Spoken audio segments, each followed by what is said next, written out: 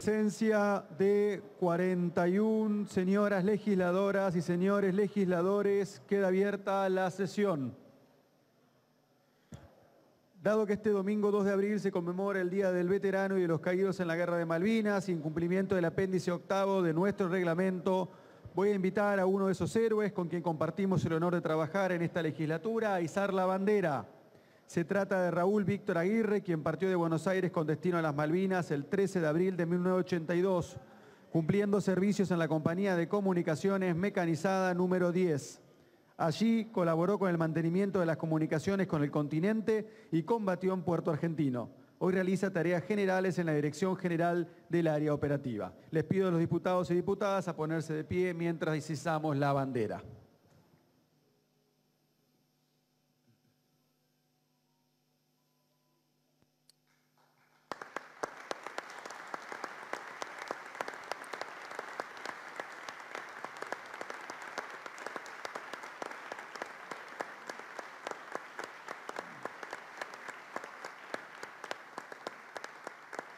Expediente 892, 924, 930 y 931 del 23 de declaración conmemórase el 41º aniversario del Día del Veterano y los Caídos en la Guerra de Malvinas.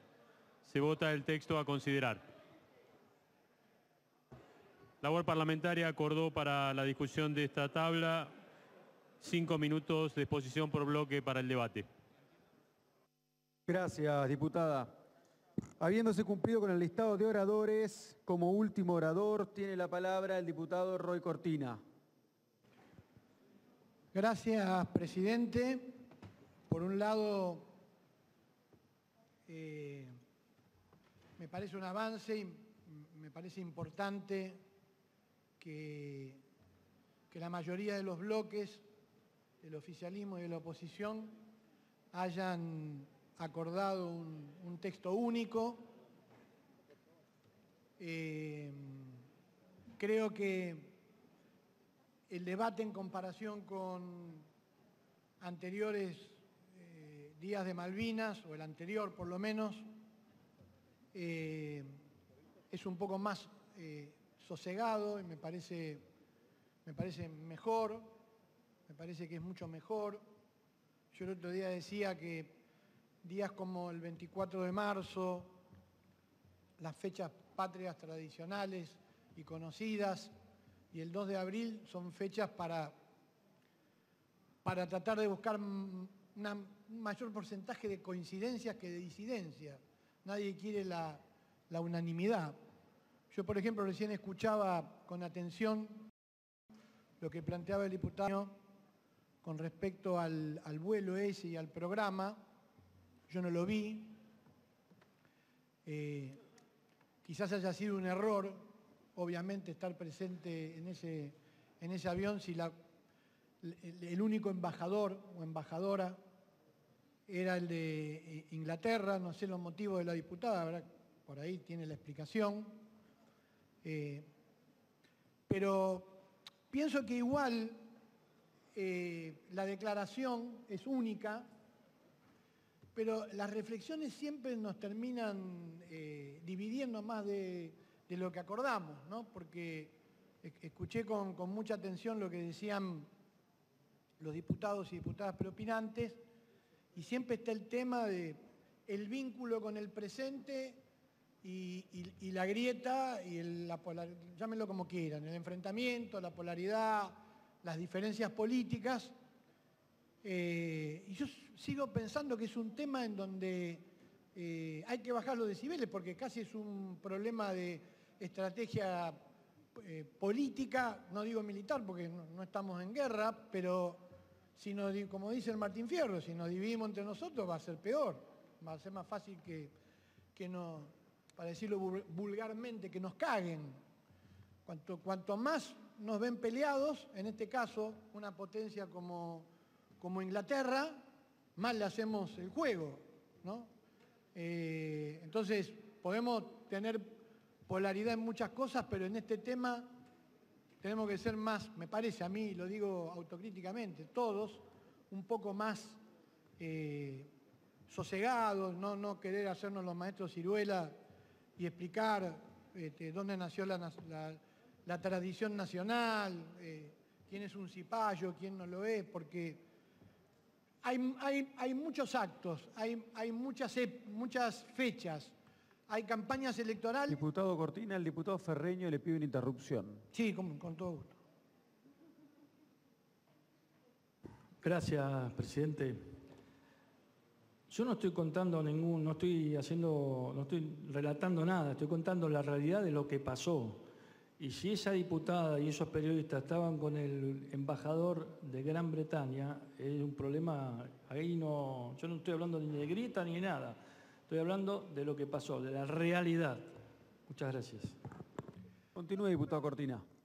Quizás a través suyo, señor presidente, pero yo al contrario, hice un comentario no netamente positivo, pero sí exploratorio de que quizás lo que el diputado Ferreño planteó tenga razón. Así que no estoy hablando ahora de lo que planteó el diputado Ferreño, sino el tono de cómo se está hablando este tema, los 5 o 6 diputados y diputadas que hablaron. Diputado Cortina, le pido una interrupción al diputado Reyes. Sí. No, simplemente, gracias, diputado Cortina, simplemente para aclarar la participación de la diputada Zubik respecto de ese viaje junto con Piñeiro, tiene como objetivo poner en evidencia o en discusión pública la necesidad de una regulación importante sobre la cuestión pesquera y sobre los subsidios que hay para la pesca por parte del gobierno de China, para lo que es establecer un observatorio de pesca. Digo, después las interpretaciones están, pero yo no quiero dejar pasar esto, es una compañera de mi partido, he hablado, es presidenta de la Comisión de Pesca del Congreso de la Nación y está haciendo una campaña pública para sancionar 3 leyes. Quería dejar esto aclarado y bueno, muchas gracias, diputado Cortina. Continúe, diputado. Me queda mucho más claro, confieso que no sabía que era presidenta de la Comisión de Pesca, y bueno, dejo ahí el tema. Dejo ahí el tema porque no quiero que sigamos, justamente si estoy planteando de no traer Malvinas a los problemas del presente, si seguimos discutiendo eso, vamos a terminar de vuelta discutiendo todo menos lo que estamos recordando. Me queda mucho más claro, diputado Reyes, entonces entiendo. Porque también es cierto, todos los gobiernos de todos los colores en los últimos 20 años han reconocido que tenemos una desprotección muy grande en el Atlántico Sur. Esta también es una realidad y que comenzó no ahora, no con el gobierno de Alberto Fernández, no con el de Macri, no con el de Cristina, ya hace mucho tiempo otros países que tienen capacidad pesquera están pescando en el mar argentino, es decir, las fotos en satélite que muestran todo iluminado, esto ya viene hace muchísimos años. Pero bueno, pero está bien que lo haya planteado el diputado y está bien la aclaración del diputado Reyes. Diputado Cortina, le pido otra interrupción al diputado Ferreño. Bueno, la última, porque si no, no vamos. Después nos vamos a tomar un café, pero ahora ya. No, le aclaro, diputado, gracias, presidente, le aclaro, diputado, que esas fotos en donde muestran cantidad de buques pesqueros son en aguas internacionales, no es en la plataforma argentina. Eso solamente quería decirle. Muchas gracias. Yo no quiero seguir, pero yo tengo informes de que están al límite, entran y salen, y como la Argentina hace muchísimos años no tiene capacidad de respuesta, tiene las Fuerzas Armadas, obviamente, por razones que conocemos y que han evolucionado también con la crisis de Argentina, no tienen capacidad de respuesta. No tenemos buques para poder defender el mar. Pero ya no concedo más interrupciones. Si el que quiera hablar de este tema, podemos hacer un comité, un grupo, una unidad básica, nos vamos al bar y hablamos. Pero es una realidad que tenemos. Y no es culpa de un gobierno, lo aclaro, para que no se inscriba en el marco de la chicana o de la grieta. Yo quería decir, con respecto al 2 de abril, que para mí es muy importante, por lo menos para parte de nuestro espacio, recordar las razones, creo que algunos ya las han planteado, de la guerra de Malvinas. Yo pienso que el 2 de abril de 1982 comenzó a escribirse el final de la noche más negra y nefasta de la historia argentina, que fue la dictadura militar del 76, que estaba en ese momento, en un momento ya crítico. Ya había conversaciones políticas, los partidos políticos se reunían, había marchas, como lo planteó una diputada preopinante, días anteriores, incluso una marcha histórica de la CGT, y esto fue claramente un intento desesperado de congraciarse con la opinión pública y aprovechar una causa que está instalada en el ADN y en el corazón del pueblo argentino. Incluso tirando por la borda muchos avances diplomáticos que hasta ese momento había tenido la Argentina. Bueno, comienza una guerra de una causa absolutamente justa para el pueblo argentino, pero una guerra muy complicada que paradójicamente tuvo un efecto posterior, que fue el desbarrancamiento total de la dictadura militar, y también hay una parte del regreso de la democracia que se la debemos a esos 650 soldados, o casi 700, que fallecieron en Malvinas, porque Malvinas desmoronó ya un régimen que estaba en caída. Para mí eso es muy importante. Y la otra cosa de la que quisiera hablar, que creo yo, con todo respeto, me parece que mayoritariamente está por fuera de la grieta, que vale la pena también en Malvinas siempre recordar cómo una institución que no cumple el rol que tiene que cumplir y que se inmiscuye, obviamente por intereses políticos, económicos, ideológicos, en un rol que no le corresponde en absoluto, cuando se prostituye cómo termina y cómo termina el país, que es el rol de las Fuerzas Armadas. Las Fuerzas Armadas que irrumpen en la vida política ya en 1930, en el primer golpe de Estado, y cada golpe de Estado es más cruento y cada vez vienen con más ideas propias, a pesar de que los civiles en las dictaduras cívico-militares pensaban que tenían un dominio intelectual e ideológico. También las Fuerzas Armadas, con fenómenos como sucedieron con el fascismo y el nazismo, tenían su pensamiento propio. Y eso se vio fundamentalmente en la última dictadura, ¿no? Por la crueldad, por la sistematicidad de los asesinatos, etcétera, etcétera, y de todo lo que se conoce, que la dictadura fue cívico-militar, pero nuestros militares en esa época tenían una ideología nazi, y estaban formados para eso, ¿sí? Entonces, esto es muy importante reflexionar sobre esto, ¿no? Porque las Fuerzas Armadas se involucran en la vida política defendiendo determinados intereses y no pueden cumplir con lo que son su razón de ser. Y acá está la contracara que quiero plantear del debate con los héroes, ¿no?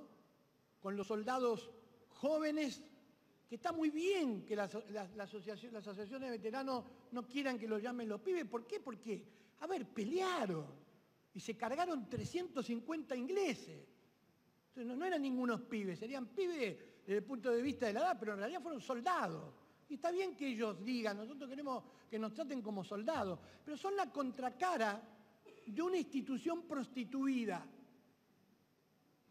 que tenía gran valentía para secuestrar o matar monjas o madres que buscaban a sus hijos, pero después se rindieron en las Georgias sin disparar un tiro. Porque acá hay una cosa que es importante entender, presidente, que un ejército que se siente una fuerza de ocupación con su pueblo y una fuerza de represión, después es muy difícil que pueda pelear por una causa popular y por una causa nacional. Por eso estaqueaban a nuestros soldados en medio de la guerra. Por eso no le hacían llegar los miles y miles y miles y miles de chocolates y de comida que envió la mitad de la Argentina. ¿Sí? Y por eso muy pocos oficiales se destacaron en la guerra. Y muchos de ellos, hay que decirlo, con todas las palabras, siendo militares y teniendo la función de defender la soberanía del país, fueron unos cobardes, unos cagones que no merecen formar parte del ejército de San Martín y de Belgrano. Y la contracara, por eso está instalado en el pueblo argentino, la contracara fueron los soldados, sin experiencia, apenas con meses de conscripción, le presentaron una batalla importante, hoy reconocida años después por el propio ejército, el ejército inglés. Entonces a mí me parece que hay que reflexionar sobre eso, rendirles homenaje, quererlos, cuidarlos. Después queremos todas las reuniones, todas las cosas que hay que hacer. En el día de ellos no nos peleemos, no por nosotros, por ellos, no por la grieta nuestra, no por una campaña electoral, sino por ellos. Ratificar, entonces, señor presidente, en este 2 de abril,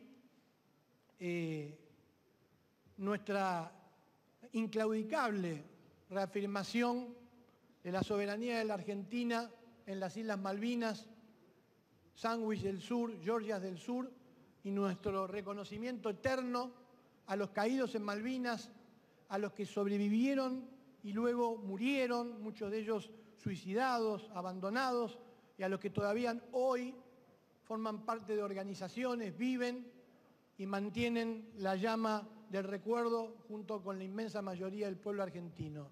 No habiendo más oradores en la lista, pido que pasemos a votar la declaración. Muchas gracias, señor presidente.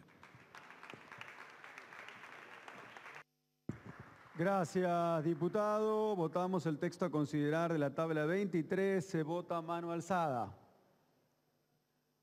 Queda aprobada la declaración.